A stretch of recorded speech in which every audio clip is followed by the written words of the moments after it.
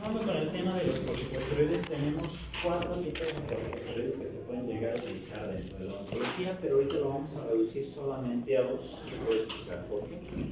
Tenemos el primero de ellos, la hidrocortisona.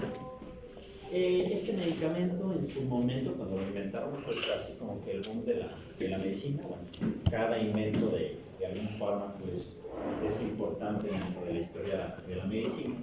Este fue en 1940 y bueno, fue muy utilizado para muchos de los tipos de patologías que tenemos incluso en la actualidad, y fue muy buen tratamiento para varios tipos de enfermedades.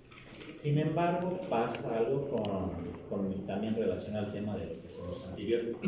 Es lo mismo, los antibióticos, las penicilinas se inventaron en 1920, pero bueno, al día de hoy ya tenemos mejores medicamentos, mejores corticosteroides, mejores antibióticos, en el cual debe de ser modificado, debe de ser evolucionado ese tipo de tratamiento.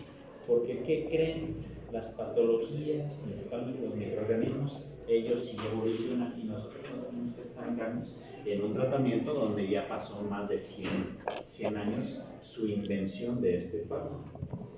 Igual con la hidrocortisona, en su momento sí fue muy buena, en la actualidad no se la recomiendo tanto, no tiene tan buena función. Todavía van a encontrar literatura que les indica que puede ser tratamiento de primera elección para problemas de anafilaxis, de alergias. Sin embargo, ya no es tan específico, no es tan bueno su uso, no es tan rápido, como por ejemplo tenemos la dexametasona, que incluso les puedo llegar a recomendar que este corticosteroide lo tengan en su botiquín de primeros auxilios, porque es uno de los medicamentos que se puede llegar a considerar como urgencia para una emergencia dentro de la medicina.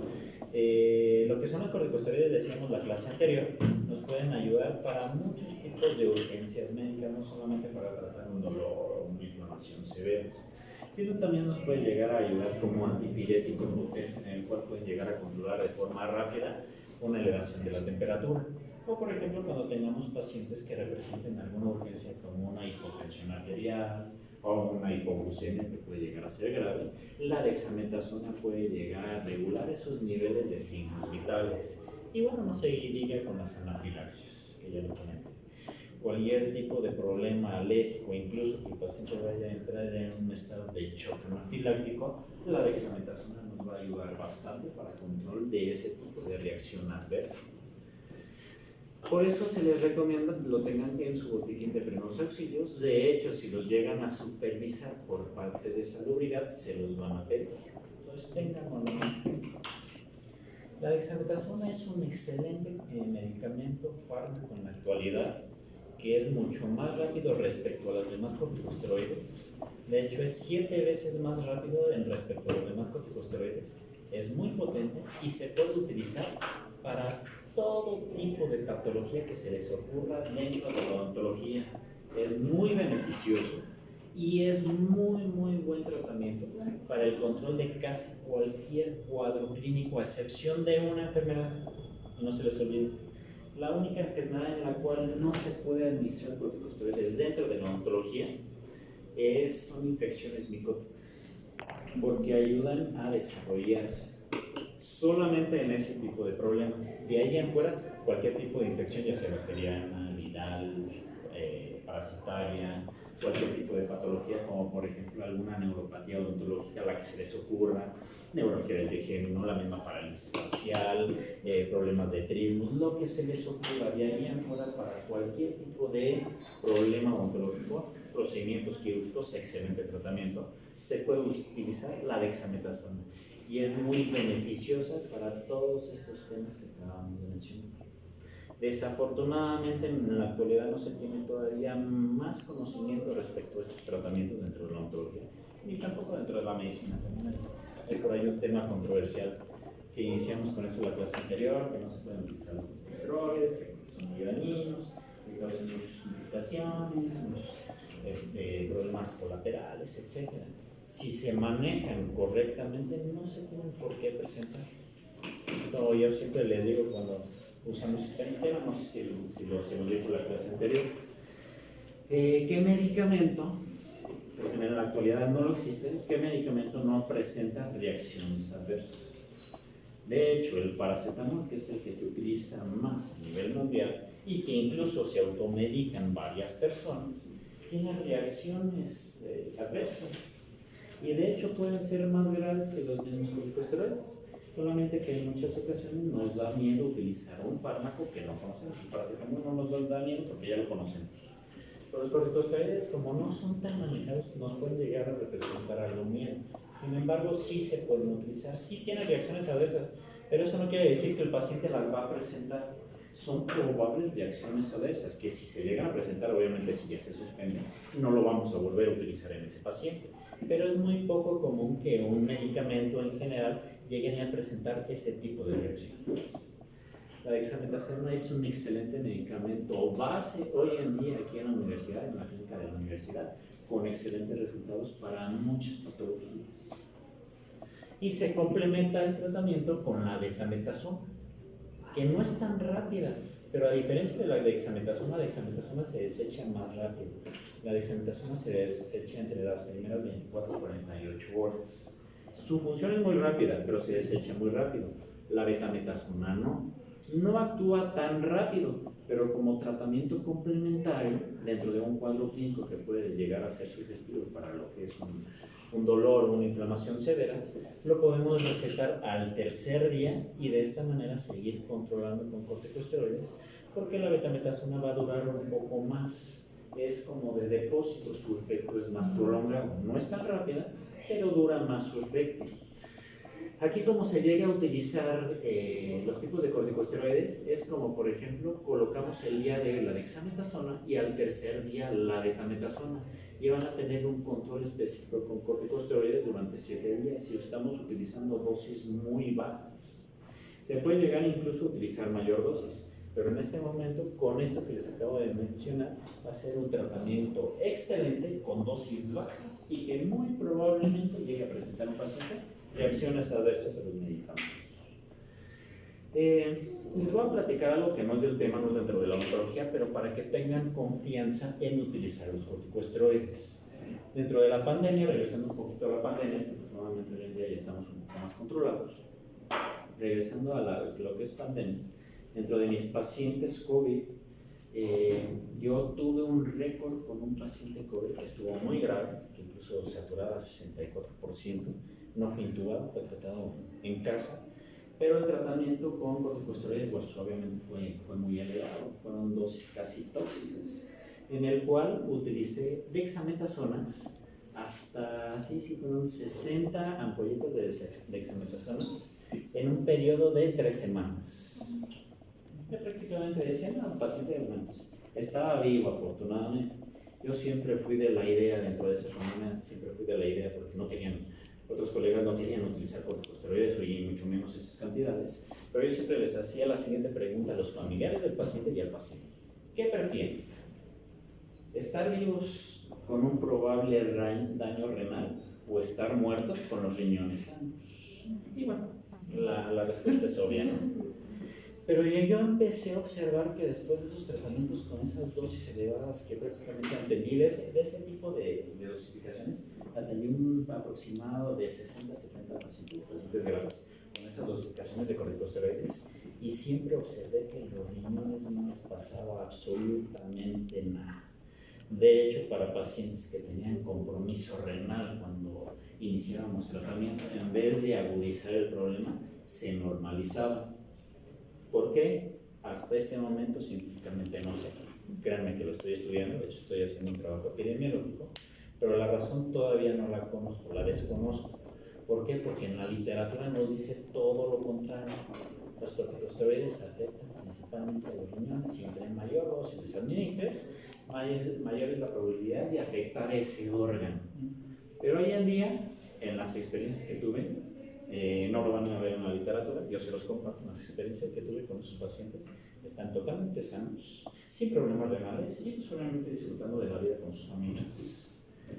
A lo que voy es, no van a dar, pues obviamente no se va a dar dentro de una patología odontológica, no se va a dar 60 dexametasonas.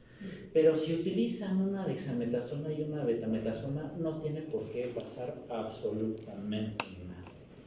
utilicen con confianza. Y de hecho va a ser muy beneficioso para cualquier tipo de enfermedad que ustedes quieran manejar, con excelentes resultados. También otra experiencia, esta ya es personal, hace aproximadamente como 4 años, una de mis terceras molares me empezó a dar problemas, cuadro clínico. Obviamente al realizar el diagnóstico radiográfico, pues observé que las demás piezas dentarias estaban en mala posición y bueno, que muy probablemente en un futuro me iban a dar más problemas.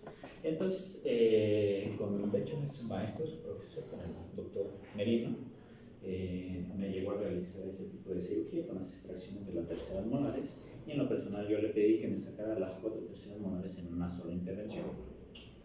De esta manera, pues yo pensé que me iba a dar un cuadro clínico severo, les soy sincero, que iba a estar prácticamente con paperas y que incluso me iba a servir hasta como dieta, que la verdad no fue así, porque en tratamiento farmacológico yo aquí sí metí la mano.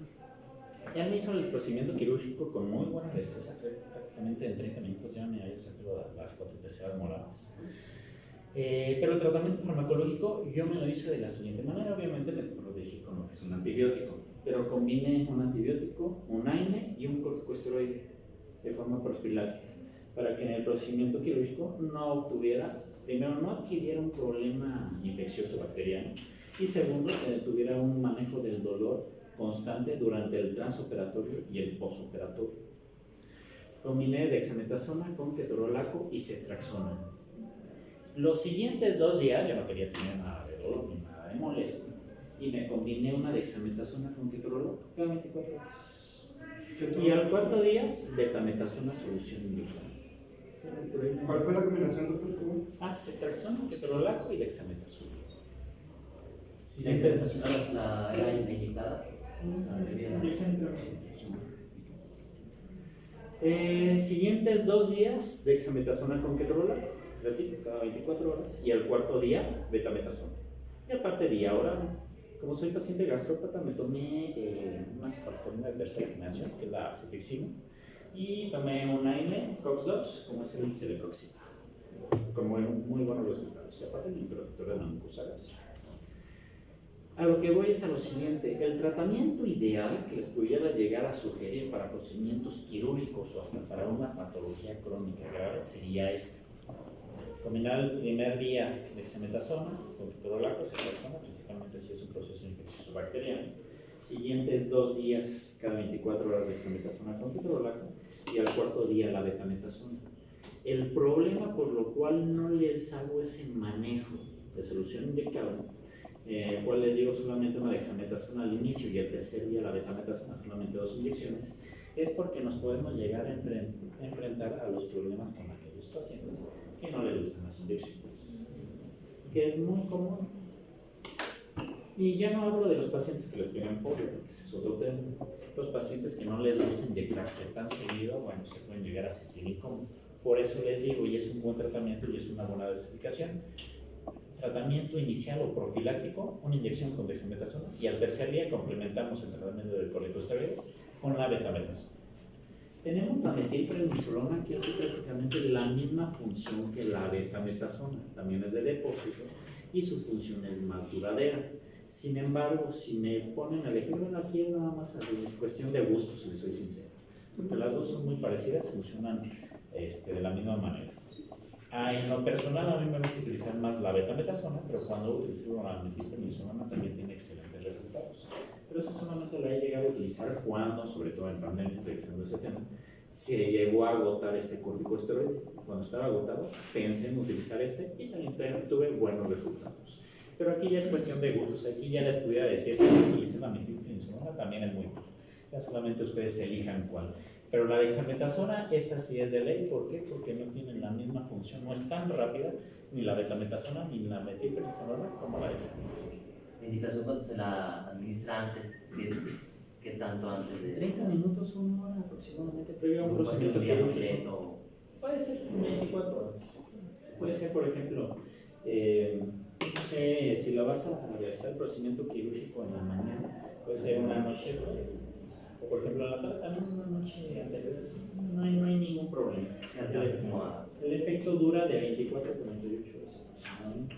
Sin embargo, a las 48 horas ya no tienes un tratamiento con corticosteroides. Por eso siempre les recomiendo lo que es la betametasona al tercer día, para que sigas cubriendo ese tratamiento en relación al cuadro clínico probable que pueda presentar el paciente. Y de hecho, esos en algún momento también lo vamos a ver. Lo que son los corticosteroides nos ayuda para los tratamientos de osteomielitis y de osteonecrosis en los pacientes, con excelentes resultados. En la osteonecrosis no la va a curar, ¿sí? No tenemos en la actualidad desafortunadamente un medicamento que vaya a curar la necrosis, pero puede frenar la evolución y eso nos pudiera llegar a ayudar bastante para ese tipo de enfermedades. Como tal no la cura, pero sí la frena. Dosis vía oral, aquí sí les pudiera decir que sí estaría un poco limitado el tratamiento. No se lo recomendaría tanto. ¿Por qué? Porque, por ejemplo, una dexametasona viene en presentaciones de 0.5 miligramos. Será cada 12 horas. Y para completar una ampolleta que nos pueda llegar a ser de 8 miligramos, tienen que pasar 8 días. Entonces, no es un muy buen tratamiento vía oral. La prednisona, tanto de 5 como de 50 miligramos, de igual manera. Aparte son muy irritantes en vía oral y irritación gástrica, y los pacientes obviamente pueden llegar a suspender ese tipo de medicamentos. No se los recomiendo vía oral, sí no se los recomiendo. ¿En qué casos pudieran llegar a utilizarlos? En aquellos pacientes alérgicos a múltiples AINES que presentan reacciones adversas a los opiáceos.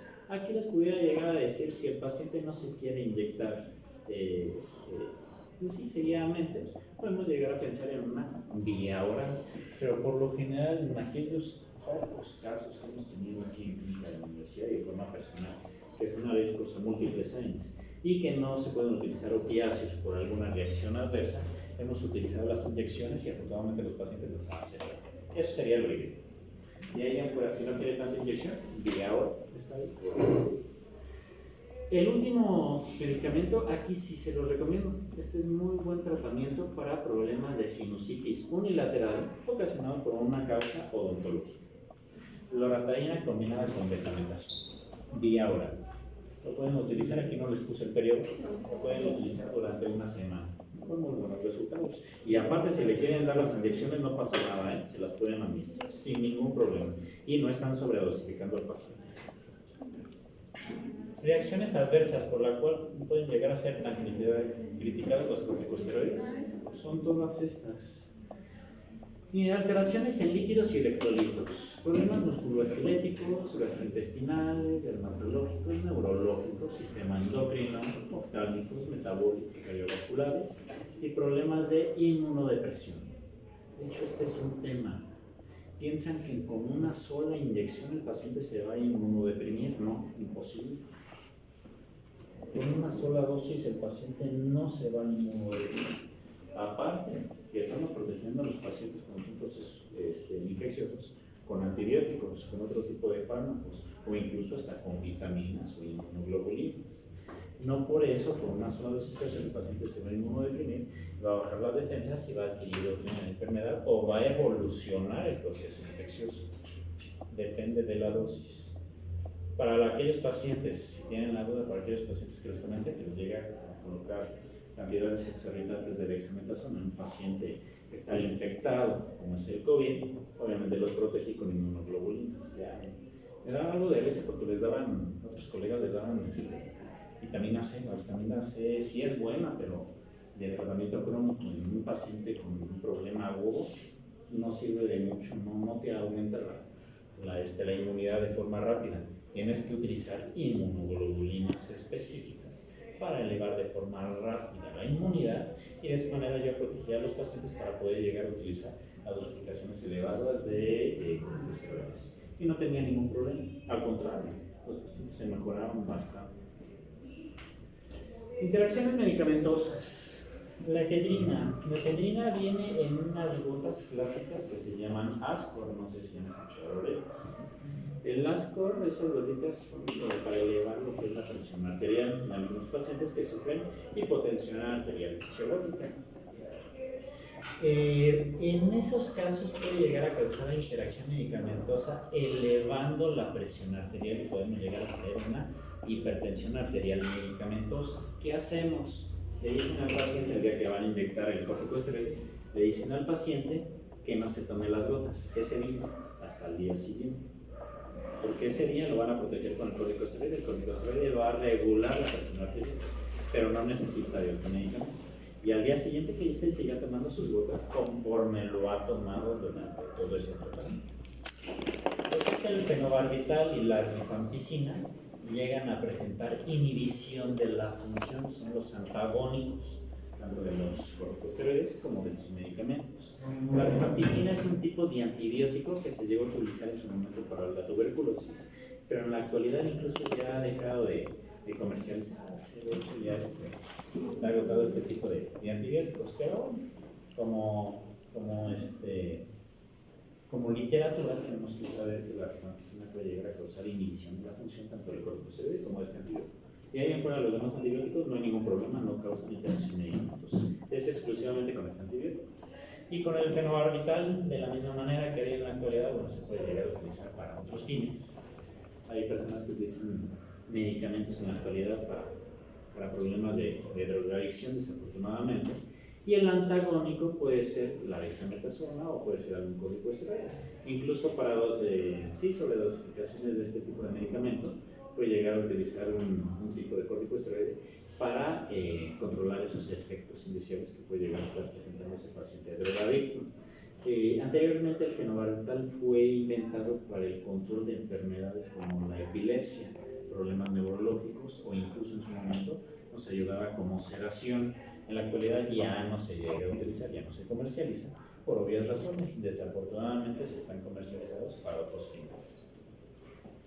Contraindicaciones, si hay alergias, bueno, los corticosteroides son muy buenos medicamentos para contrarrestar el efecto alérgico, de hecho son muy potentes, pero no quiere decir que pueden llegar a ser medicamentos libres de alergias, pueden provocar alergias. Si es así, no lo administren.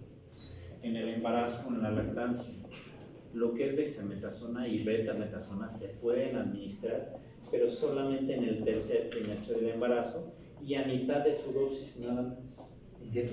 Tercer trimestre del embarazo y a mitad de la dosis. Sin embargo, dentro de la odontología, en la medicina se utilizan como maduradores pulmonares en aquellos casos de embarazos con amenazas de parto pretérmino.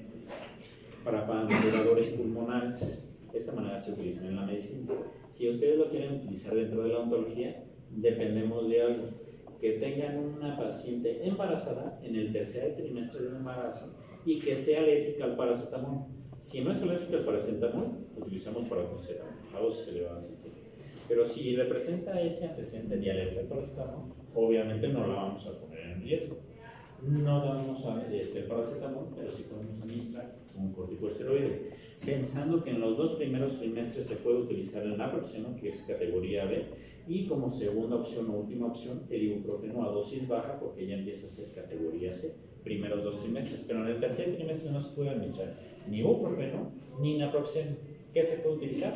Corticosteroides. También depende del tipo de problema que quieran controlar. Por ejemplo, si la paciente embarazada alérgica al paracetamol en el tercer trimestre les indica que tiene un problema de un dolor agudo intenso, utilizamos dexametasona.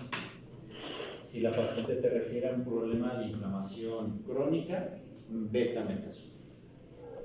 De esta manera vamos a escoger el corticosteroide que nos convenga más en el embarazo. Y va a ser a mitad de la dosis, bueno, más bien dividida en 48 horas. ¿Cómo sería esto? La dexametasona y la betametasona vienen en presentaciones de 8 miligramos, lo más común. ¿Cómo lo administraríamos? El primer día serían 4 miligramos y el siguiente día serían otros 4 miligramos. De esta manera estamos realizando la dosificación adecuada en 48 horas. Algo muy importante, cuando pongan inyecciones donde no ocuparon todo el líquido, desechen. ¿Por qué? Porque se pueden contaminar y pierden su función principalmente. Porque vienen encerrados a alto ácido, pues al momento de escaparnos, y sí tenemos tiempo en lo que tomamos el medicamento, la jeringa, y lo colocamos. Pero, por ejemplo, en algunas ocasiones he visto que les sobra la mitad de la ampolleta, lo guardan para el día siguiente o dentro de una semana y le vuelven a colocar un medicamento y ya perdió la función. No pasa nada, pero ya perdió la función y no va a ser un tratamiento adecuado. Entonces hay que desecharlo y hay que utilizar otro nuevo medicamento. Para no desechar en esos casos, hay presentaciones de dexametasona y hay presentaciones de betametasona que vienen a la mitad de la dosis, como por ejemplo, en la dexametasona hay una marca que se llama Alindepot, que vienen de 4 miligramos. Entonces utilicen esa dosis para no desechar ningún medicamento. O por ejemplo, de la betametasona tenemos el Celestone-Soluzpan, que también viene a la mitad de la dosis y que se puede administrar. Y se administra completo el medicamento sin desechar nada. Ok, en patologías renales, sobre todo en lo que es insuficiencia renal crónica, se indica que no se pueden llegar a manejar. ¿Por qué? Porque su función, prácticamente el metabolismo es en las suprarrenales, su síntesis es en el riñón y su eliminación incluso es en el riñón. Esos medicamentos actúan a nivel renal y que si tenemos problemas de riñón, si tenemos nefropatías, principalmente insuficiencia renal crónica, no se tienen que administrar, pero con la experiencia que les acabo de comentar en pacientes COVID, créanme que incluso hasta se puede llegar a normalizar ese paciente, pero repito, todavía no tengo el estudio, todavía no tengo las pruebas científicas en las cuales se puede llegar a eso. Hay que seguir utilizando la literatura. Ahora, si se llegan, o más bien, espero nunca les pase, si llegan a tener un caso de un paciente grave de insuficiencia renal crónica, pero incluso que esté teniendo problemas de reacciones alérgicas importantes que va a entrar en un estado de shock, utilicen la dexametasona, que es la que se desecha más rápido y que las que le va a ayudar a controlar esas manifestaciones clínicas indeseables o de urgencia que está presentando el paciente, pero como dosis única nada más, en casos extremos. Pero si es para algún tratamiento, si les digo ahorita, traten de evitarlo, porque si la literatura sí nos marca, sí es muy puntual, y de hecho si le pasa algo al paciente, se pueden llegar a meter en un problema legal. Pero de ahí en fuera una urgencia, para salvar la vida del paciente, aquí sí se lo recomiendo, sí hay que utilizar. Y la dexametasona, que es la que se desecha más rápido, que puede ser un probable de que no presente tantos problemas o reacciones a ese órgano. Y ahí en fuera otras patologías renales, como por ejemplo, ahorita nada más un ejemplo, tenemos muchas patologías, pero un ejemplo sería trasplantados con riñón, con este órgano, trasplantes renales, o por ejemplo una enfermedad que no es tan común, pero curiosamente aquí en la universidad nos han presentado algunos casos, algunos antecedentes de esta enfermedad, que es la enfermedad de Addison, deficiencia de cortisol. Generalmente estos pacientes que son problemas renales tienen que estar tomando constantemente corticosteroides. Entonces no pasa nada si se los administran. También hay que tratar de identificar el problema renal que está presentando el paciente. De hecho, si les administran esos corticosteroides, les van a ayudar para sus problemas. En pacientes hepatópatas, sin ningún problema se los pueden administrar, no pasa nada, no pasa por el hígado. Entonces, sin ningún problema, a las dosis adecuadas, periodos adecuados. Por eso, en su momento, llegamos a platicar casi en todos los tratamientos que en pacientes hepatópatas íbamos a disminuir la dosis y también los periodos, pero nos causaba un conflicto con los tratamientos con antibióticos o antivirales. ¿Por qué? Porque reducíamos el periodo, reducíamos la dosis y era muy probable que el paciente se hiciera resistente a ese tratamiento. Muy probable. ¿Qué se hacían en esos casos? Reducción de dosis y periodo, pero íbamos a administrar un AINE para el control del dolor o de inflamación o de la temperatura. Ahí podemos evitar el utilizar el AINE, de esa manera ya no administramos tanto medicamento y podemos utilizar el antibiótico o el antiviral a dosis adecuadas por el periodo adecuado y no se va a dañar el hígado. Pero entonces, ¿cómo lo vamos a proteger contra el cuadro clínico del dolor y de la inflamación? Con corticosteroides. Como no actúan ese día, damos un tratamiento de antimicrobiano adecuado con corticosteroides y no vamos a agravar esa hepatopatía que está presentando el paciente. Gastrópatas en solución inyectable no pasa nada. Vía oral, si son muy irritantes, hay que protegerse con un protector de la mucosa gástrica. Pacientes diabéticos e hipertensos también es un tema controversial. Si tienen pacientes diabéticos e hipertensos controlados, no pasa absolutamente nada, pueden utilizar los corticosteroides. Si están descontrolados, tenemos que checar cuál es la causa. Si es por un desajuste metabólico, están totalmente contraindicados, no los usen. Pero si es por un problema mecánico que puede llegar a ser un dolor en una pieza de talla, créanme que eso puede llegar a ser la causa de elevación de la glucosa en pacientes diabéticos y de la presión arterial en pacientes hipertensos descontrolados. Si ustedes controlan el dolor, incluso con corticosteroides, que se supone que va a elevar esos signos vitales, en vez de seguir elevándose, lo van a controlar. ¿Por qué? Quitan la causa, quitan el dolor que está ocasionando esa elevación, y de esa manera el paciente se va a controlar metabólicamente. Entonces, aquí depende la causa que esté presentando el paciente. ¿Dudas de corticosteroides, doctores? Vamos un poco retrasados, voy a darles rápido el tema de opiáceos, y de todas maneras no me tardo mucho. Los opiáceos son fármacos antiinflamatorios y analgésicos agonistas de receptores a nivel del sistema nervioso central, por eso no me gustan. Actúan, se meten como nuestro cerebro, por eso no me gustan. Estos pueden llegar a ser muy adictivos, donde desafortunadamente en países norteamericanos, países europeos, que lo recetan hasta como vitaminas casi, tienen tantos problemas de adicciones. Critican a los pacientes que son alérgicos a los opiáceos, pero no. La realidad es que los culpables, los verdaderos culpables, son los médicos que les administran esos tratamientos, y en donde en muchas ocasiones ni siquiera ocupan ese fármaco, un opiáceo. Algo bueno que tenemos aquí en México, dentro de nuestro protocolo para el control del dolor, es que nosotros no utilizamos los opiáceos como primera elección. Nuestra primera elección son los AINES, por eso afortunadamente no tenemos tantos problemas de adicciones a estos fármacos. Y hay que seguirlos administrando de esta manera. Y también nos ayuda para problemas en los receptores musculares. Se clasifican en dos tipos, débiles y potentes. Los opiáceos débiles, aquí tenemos los ejemplos, pero el que se puede llegar a pensar en tratar a un paciente con un opiáceo a nivel tanto médico como odontológico, tramadol, es el más noble de todos y no representa tantas reacciones adversas. Y ahí en fuera no les recomiendo utilicen otro, porque se pueden llegar a meter en problemas, y aquí sí tenemos reacciones adversas que pueden llegar a incluso comprometer la vida del paciente, como la depresión respiratoria. Olvídense de la adicción, el paciente puede fallecer por una dosis mal adecuada en el paciente. Oye, la redundancia.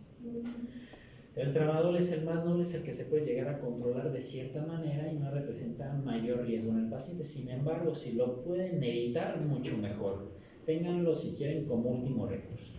A mí me ha pasado que se vomitan los pacientes, tienen reacciones adversas. Y ahorita los vamos a mencionar. Y de los opiáceos potentes tenemos la morfina, fentanilo, que bueno, sabemos que el fentanilo ya también en la actualidad, afortunadamente es para otro tipo de usos. Y la buprenorfina, que estos medicamentos no los manejan ustedes. De hecho, este tiene que ser bajo supervisión médica en una clínica u hospital. Estos no son tratamientos ambulatorios. Se puede llegar a pensar, y he visto algunos pacientes que utilizan los parches de buprenorfina, pero en tratamientos de dolores oncológicos. Pero también ese es otro tema por lo cual no me gustan. Yo he visto, he notado que los opiáceos no son tan buenos tratamientos. En muchas ocasiones los pacientes tienen el mismo dolor y solamente están sedados, y dentro de la sedación sienten el mismo dolor, pero aparte les presentan ansiedades y desesperación. ¿Por qué? Porque están sedados, no se pueden mover tan fácilmente y el dolor está ahí constante. Bueno, algunas veces me han comentado eso de los pacientes. Farmacocinética, vía administración oral, intramuscular, intravenosa, vía epidural y subdermal. Vía de metabolización hepática se eliminan por vía renal. Vida media aproximada de su función entre 6 a 10 horas. ¿Por qué son tan adictivos lo que son los opiáceos? Bueno, por su función. Recuerden que estos actúan a nivel del sistema nervioso central. Generan un receptor que nosotros no estábamos acostumbrados a tener. Por eso se pueden llegar a ser dependientes de ese fármaco, llamado receptor sigma. Sin embargo, es como jugar a la bolita para el control de esas manifestaciones clínicas, principalmente del dolor y inflamación. Tenemos 3 tipos de receptores que nos puede llegar a controlar a nivel del sistema nervioso central. Nos puede llegar a controlar el dolor y la inflamación. Los mu, los kappa y los delta. Si ese receptor sigma inventado por el opiáceo va hacia el receptor adecuado que está generando la respuesta al dolor, lo van a controlar al 100%. Pero si va a un receptor, como por ejemplo si va al receptor mu, pero el cual el receptor kappa es el que está activo, ¿qué creen? Solamente van a sufrir las reacciones adversas y no van a controlar el dolor ni en un 1%. El paciente solamente va a estar sedado con el dolor intenso y constante. Es prácticamente jugar así a batinarle a ver si va a ese receptor. Y no tenemos un opiáceo específico en el cual digamos, por ejemplo, la codeína va al mu, ¿no? O el tramadol va al kappa, no lo tenemos. Esto es a la suerte, por eso tampoco me gustan los opiáceos. Cuando les puedo llegar a sugerir utilizar un opiáceo, ahorita les voy a decir qué tipo de medicamento. Dosis única y en aquellos casos que no controlaron al paciente ni con un AINE ni agregando corticosteroide. Aquí sí les puedo decir que piensen en utilizar un opiáceo, pero a dosis única nada más. Tenemos el primero de ellos, el tramadol en su presentación simple en tabletas, u otra presentación simple que viene en gotero, que para utilizar las dosis adecuadas, por ejemplo de 50 miligramos, tendrían que ser 20 gotas orales para pacientes adultos. Paciente pediátrico están contraindicados a los opiáceos. Y por ejemplo el tramadol, ¿cómo se debe de administrar? Iniciamos con la dosis más baja, que son 50 miligramos, cada 12 horas, 7 días. Por guía de práctica médica, para evitar hasta en un 85% de los casos, evitar una adicción al tramadol, tenemos que administrar, aunque el paciente ya no le duela, aunque el paciente ya no esté inflamado, tenemos que dar otra semana el tratamiento, pero a dosis bajas. Aquí sí tenemos que retirar el medicamento reduciendo dosis.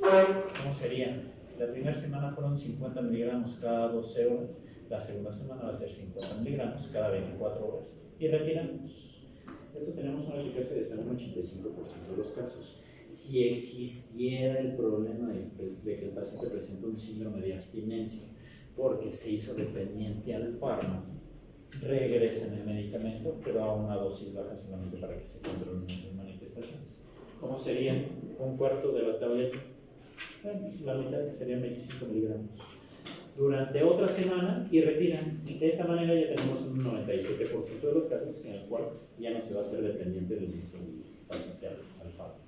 Pero si tuvieran esa mala fortuna de ese 3% que les respondían a un síndrome de abstinencia, regresan el medicamento otra semana a dosis bajas. Y así lo van reduciendo hasta que el paciente ya no presente alguna reacción por el tratamiento. También por eso no me gusta, porque pueden llegar a causar algún tipo de problema. Los que les puede llegar a sugerir sería el Synergix, que viene combinado tramadol con ketorolaco, pero su presentación sublingual. Si tienen un paciente que fue tratado o están tratando con AINES y corticosteroides y no están controlando también el dolor, piensen en utilizar una dosis única con este medicamento, una tableta sublingual dosis única, y con eso es más que suficiente, solamente para el control de esa manifestación clínica, nada más. Soluciones inyectables no se las recomiendo, puede llegar a presentar reacciones adversas que comprometan la vida del paciente, no se lo recomiendo. Si quieren o si insisten o están ya acostumbrados a recetar los opiáceos, ok, está bien, pero que vengan dentro de los medicamentos más nobles para que no presenten tantas reacciones adversas. Uno sería aquí tenemos nombres comerciales, pero viene combinado el tramadol con paracetamol, donde el tramadol solamente viene en su dosificación de 37.5 miligramos, la dosis baja. Pero aún mejor tenemos una presentación que es la oricina TMR, que viene el tramadol de 25 miligramos, que es prácticamente la mitad de la dosis que iniciamos con el tramadol. Entonces no van a tener tantos problemas. Sin embargo, reacciones adversas, no lo duden. Aquí su compañero me dice, un paciente vómito, sí presentan ese tipo de problemas neurológicos. Vómitos, mareos, náuseas, sección intensa, etc. Incluso pueden llegar a presentar alucinaciones, delirios, etc. Problemas neurológicos ya sabemos. Reacciones adversas. La peor de todas para los medicamentos en general, y es en los opiáceos, una depresión respiratoria. Para los pulmones y el paciente puede fallecer. Si por ejemplo se le olvidó que ya se la había tomado y se toma otra dosis, adiós el paciente. Problemas gastrointestinales, problemas de vías biliares, neurológicos, ya los comentamos. Y bueno, también comentamos la dependencia medicamentosa que puede llegar a suceder. Interacciones medicamentosas con medicamentos que actúen a nivel del sistema nervioso central, que potencialicen las reacciones que acabamos de mencionar. Como por ejemplo las benzodiazepinas. Todo aquel medicamento que nos cause sueño va a haber problemas porque actúa a nivel del sistema nervioso central. Benzodiazepinas, las más comunes con la diazepam. Todo lo que son los antidepresivos, ansiolíticos, antipsicóticos, todo aquel medicamento que nos ayude para la náusea, mareo, vómito, vértigo, llámese, bueno, nombres comerciales para que sea más fácil que lo recuerden. Nombres comerciales: el Bontrol, que es el difenidol, la metoclopramida, el Dramamine, que es el comercial en el cual le dan vueltas al niño y lo suben al carro. Todos aquellos medicamentos que nos ayudan para el mareo, náusea, vómito o vértigo van a potencializar su reacción adversa al momento de combinarlo con el opiáceo, por lo tanto está contraindicado. Los antihistamínicos que causen sueño también potencializan esa sedación. El único medicamento, afortunadamente, hoy en día que inhibe la función de los opiáceos es la eritromicina, es el antagónico. Es como el antídoto para aquellos pacientes con sobredosis de algún opiáceo. Con eso se puede llegar a controlar. Es el único antibiótico que puede llegar a causar la inhibición de los opiáceos. Contraindicaciones: si hay alergias, no se administran. El embarazo por lactancia, totalmente contraindicado su uso. Patologías renales, se pudiera llegar a administrar, pero solamente el tramadol y a dosis bajas y un periodo corto. ¿Cómo sería eso? 25 miligramos durante una semana nada más. Y por la dosis, no va a haber tanto problema en suspenderlo la semana. En pacientes hepatópatas, dosis bajas, periodos cortos. Gastrópatas, agregamos un protector de la mucosa gástrica. Totalmente contraindicados en pacientes con neuropatías. No solamente hablando de alguna neuropatía como tal, como por ejemplo puede ser pacientes con Alzheimer, pacientes con problemas de aneurismas, pacientes con problemas de demencia, etc. No solamente es para ese tipo de neuropatía, sino como por ejemplo para enfermedades psiquiátricas también. Cuiden a los pacientes bipolares, pacientes con antecedentes de depresión, pacientes con antecedentes de intentos suicidas, etc., porque les puede potencializar ese cuadro clínico de los opiáceos. Y cuando lleguen a utilizar un opiáceo, por muy baja dosis que sea, digan que no tomen alcohol. ¿Por qué? Porque el alcohol potencializa esa dependencia medicamentosa. Puede llegar a provocarles, como les dije, alucinaciones y delirios, lo potencializa, y no necesariamente el paciente le va a disgustar, algunos le puede agradar y pueden hacerse adictos a esa combinación. Entonces no lo hagan, no lo corrijan. ¿Dudas, preguntas?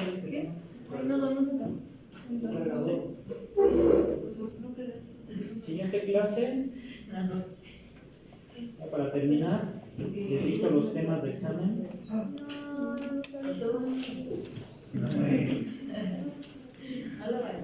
Anatomía. ¿Con qué uno lo apunta? No me sale de anatomía. Buenos días. TAC, tomografía axial computarizada. Resonancia magnética.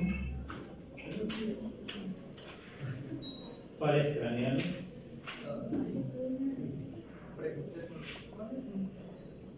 Irrigación arterial y venosa.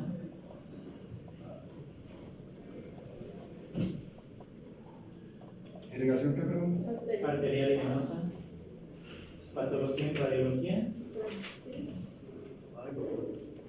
Y lo que vimos hoy, deforme. Patología en radiología y deforme. De forma, introducción a los analgésicos. AINES. Corticosteroides. Y opiáceos. Tienen las diapositivas, todo lo que vimos en los videos. Ok, sería el examen del siguiente mes, excepto de los que ya se registraron en una práctica que se va a realizar de farmacoterapia en infectología odontológica. Ellos están exentos con 10 en la materia, pero los que no lo presenten sí tienen que hacer el examen. Estén viendo para el examen del siguiente mes.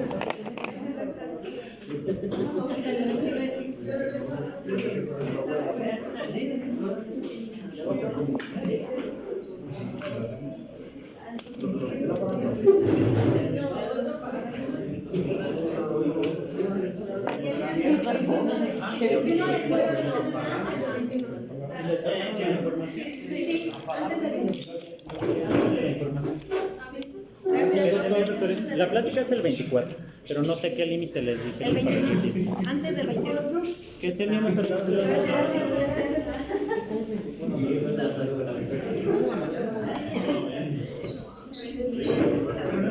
Catita. Una gatita que le gustan.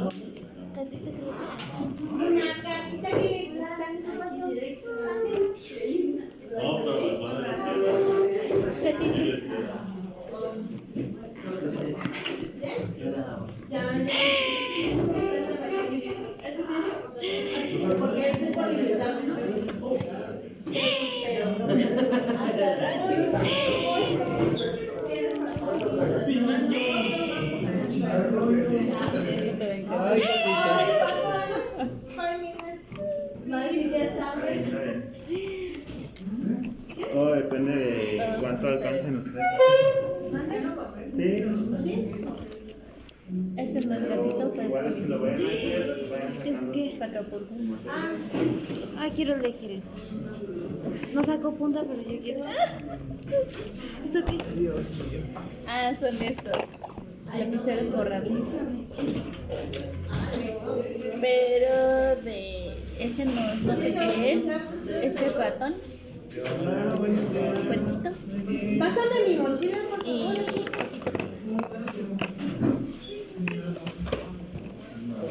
¿Y qué más? ¿Qué es esto? Son postitos. ¿Solo dos son iguales? No. Esos de los de BTS, sí, creo que sí son iguales. Me gusta este regalito. Ay, este regalito. ¿Cómo a las 2:30? ¿Y qué otra cosa? Estos se vinieron de colados. ¿Qué son? Los estuches. Y post negros. ¡Ay, Dios! Yo. Los que lo vayan a hacer, hay que hacerlo acá. Ya de una vez hay que hacerlo.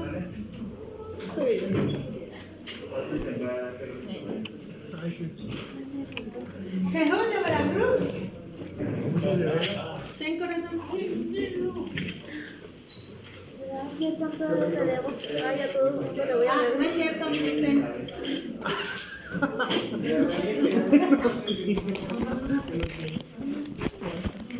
¿Ya te vas a surtir? ¿Ya te vas a surtir con nuestro proveedor oficial? Porque uno de los dos. Yo no tengo con quién. Yo, sí, contigo. Tú hazme. ¿Sí? ¿Qué? Vayan purgando. Pues mira, este obvio sí. Sale. ¿Este qué es lapicero de qué color? Ajá, son negros, todos son negros. Es que mira, los lapiceros borrables son estos. Y su colita.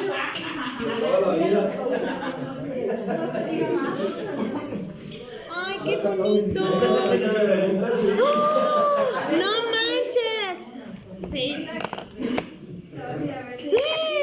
¡No manches! ¡Ah! ¡No manches!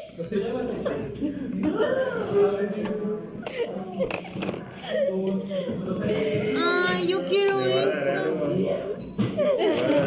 ¡Ay, me va a dar el bagno, Paco!